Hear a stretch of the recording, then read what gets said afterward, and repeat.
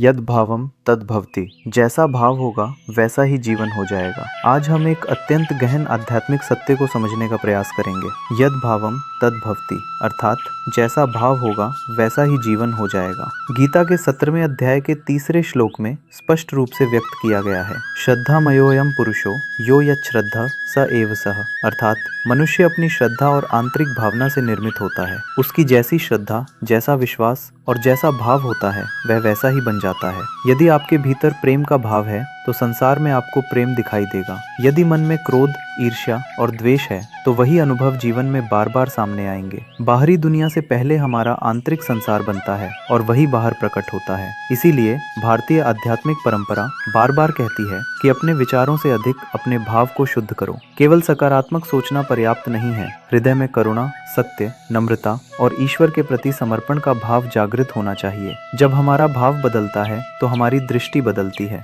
दृष्टि बदलती है तो कर्म बदलते हैं। कर्म बदलते हैं तो जीवन भी बदल जाता है।